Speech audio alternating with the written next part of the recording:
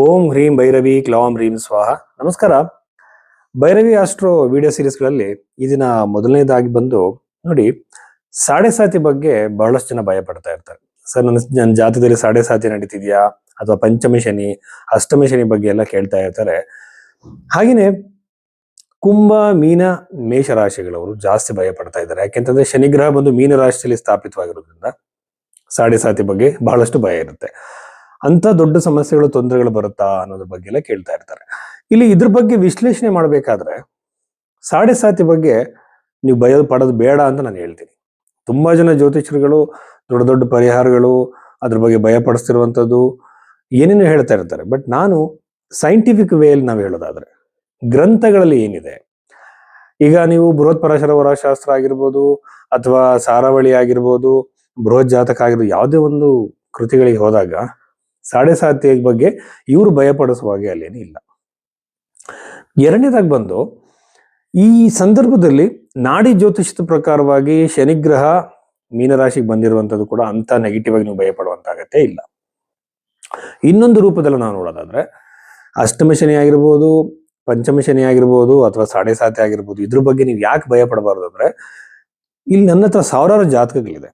ಈ ಸಾವಿರಾರು ಜಾತಕಗಳಲ್ಲಿ ಸಾಡೆ ಸಾತಿ ಸಮಯದಲ್ಲಿ ಅವ್ರು ಬಹಳಷ್ಟು ಸಕ್ಸಸ್ಫುಲ್ ಆಗಿರೋದು ನಾನು ನೋಡಿದ್ದೀನಿ. ಇದು ಕೇವಲ ಕೆಟ್ಟದೇ ಮಾಡುತ್ತೆ ಅಂತ ಹೇಳೋದಕ್ಕೆ ಯಾವುದೇ ರೀತಿಯಾಗಿರುವಂತ ಪುರಾವೆಗಳಿಲ್ಲ. ಸಾಡೆ ಸಾತಿಲಿ ಬಹಳ ಕೆಟ್ಟದೇ ಆಗುತ್ತೆ ಅನ್ನುವಂಥ, ಯಾಕೆಂದ್ರೆ 10 ಜನಕ್ಕೆ ಆ ಥರ ಆಗಿದೆ ಅಂದ ತಕ್ಷಣ ಎಲ್ರಿಗೂ ಆ ಥರ ಆಗುತ್ತೆ ಅಂತಲ್ಲ.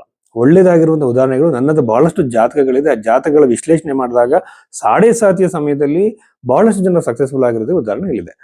ಜೊತೆಯಲ್ಲಿ ಭಾರತೀಯ ವಿದ್ಯಾಭವನದಲ್ಲಿ KN ರಾವ್ ಅವರ ಒಂದು ಗೈಡೆನ್ಸ್ ಅಲ್ಲಿ ಹೊರ ಬಂದಿರುವಂತಹ ಅಷ್ಟಮ ಶನಿ ಕಂಟಕ ಶನಿ ಅನ್ನೋ ಒಂದು ಪುಸ್ತಕ ನೀವು ನೋಡ್ಬೋದು. ಅದರಲ್ಲೂ ಕೂಡ ರಿಸರ್ಚ್ ಇದೆ, ತುಂಬಾ ಜನ ಸಕ್ಸಸ್ಫುಲ್ ಆಗಿರೋದು ಇದೆ. ಇದನ್ನ ನೀವು ಹೇಗೆ ತಿಳ್ಕೊಬೇಕು ಅಂದ್ರೆ, ಒಂದು ಸಾಡೆ ಸಾತಿಯ ಸಂದರ್ಭದಲ್ಲಿ ನಿಮಗೆ ಸಮಸ್ಯೆಗಳು ಉಂಟಾಗಬೇಕು ಅಂತಂದ್ರೆ ಕೇವಲ ಶನಿಗ್ರಹ ಒಂದೇ ಗ್ರಹದ ಬದಲಾವಣೆಯಿಂದ ಆಗಲ್ಲ. ಇಲ್ಲಿ ಒಂದು ನಿಮಗೆ ಅಷ್ಟಕ ವರ್ಗದಲ್ಲಿ ಶನಿಗ್ರಹ ಕಡಿಮೆ ಪಾಯಿಂಟ್ಸ್ ಅನ್ನ ಹೊಂದಿರಬೇಕು.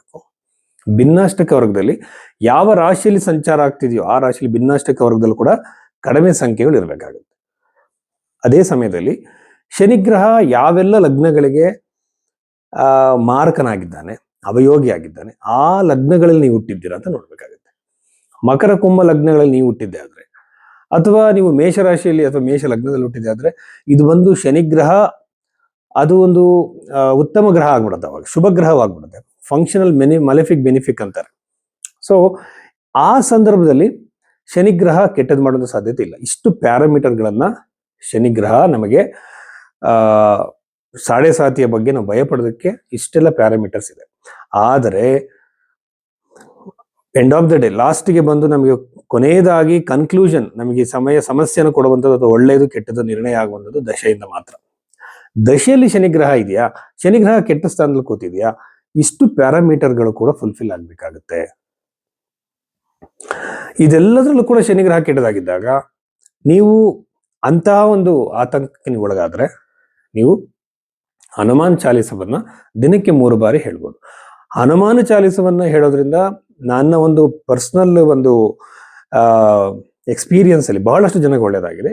ಮ್ಯಾಜಿಕಲ್ ಆಗಿ, ತುಂಬಾ ಒಂದು ವಿಶೇಷವಾಗಿ, ಬಹಳ ಸುಲಭವಾಗಿ ಅವರ ಆ ಒಂದು ಸಾಡೆ ಸಾತಿ ಟೈಮಲ್ಲಿ ಆ ಸಮಸ್ಯೆಗಳನ್ನ ಅವರು ಹೆಚ್ಚಾಗಿ ಅನುಭವಿಸಿದೆ. ನೋಡಿ, ಸಮಸ್ಯೆಗಳನ್ನ ಯಾರಿಗೂ ತಡೆಯಕ್ಕಾಗಲ್ಲ, ಆದ್ರೆ ಅದರ ತೀವ್ರತೆಯನ್ನ ಖಂಡಿತ ಕಡಿಮೆ ಮಾಡ್ಕೋಬಹುದು ಹನುಮಾನ್ ಚಾಲೀಸವನ್ನು ಹೇಳೋದ್ರಿಂದ. ಹಾಗಾಗಿ ಈ ರೀತಿಯಲ್ಲಿ ಒಂದು ಸಾಡೆ ಸಾತಿನ ನೋಡ್ಬೇಕೇ ಹೊರತು ಅದಕ್ಕೆ ಭಯಪಟ್ಟು ಅದಕ್ಕೆ ದೊಡ್ಡ ದೊಡ್ಡ ಪೂಜೆಗಳನ್ನು ಮಾಡಿ ಅದ್ರ ಬಗ್ಗೆ ಒತ್ತಡ ಮಾಡ್ಕೊಳ್ಳೋದು ಬೇಡ. ಸೊ ಹಾಗಾಗಿ ಈ ಬಗ್ಗೆ ನೀವು ಭೈರವಿ ಆಸ್ಟ್ರೋದಲ್ಲಿ ನಿಮ್ಮ ಜಾತಕವನ್ನ ವಿಶ್ಲೇಷಣೆ ಮಾಡಬೇಕಾದ್ರೆ ನೀವು ನಮ್ಮನ್ನ ಸಂಪರ್ಕಿಸಬಹುದು. ಇನ್ನೊಂದು ವಿಚಾರ ಏನಂದ್ರೆ, ಶನಿಗ್ರಹ ಸಾಡೆ ಸಾತಿ ಸಂದರ್ಭದಲ್ಲಿ ದಶಾ ಪೀರಿಯಡ್ ಅಲ್ಲಿ ನಿಮ್ಮ ಹಸ್ತರೇಖೆಗಳಲ್ಲೂ ಕೂಡ ಅಂತಹ ಒಂದು ಪ್ಲೇಸ್ ಅಲ್ಲಿ ವೀಕ್ ಆಗಿದ್ದಾಗ, ಅಫ್ಲಿಕ್ಟೆಡ್ ಅಂತಾರೆ, ದೋಷಪೂರಿತವಾಗಿದ್ದಾಗ ನಿಮಗೆ ಶನಿ ಸಮಸ್ಯೆ ಉಂಟು ಮಾಡೋ ಸಾಧ್ಯತೆ ಇರುತ್ತೆ. ಅದನ್ನು ಕೂಡ ನಾವು ನೋಡ್ಬೇಕಾಗುತ್ತೆ. ಸೊ ಇಷ್ಟೆಲ್ಲ ವಿಚಾರಗಳನ್ನ ಗಮನಿಸಿ ಸಾಡೆ ಸಾತಿಗೆ ಭಯಪಡಬೇಡಿ.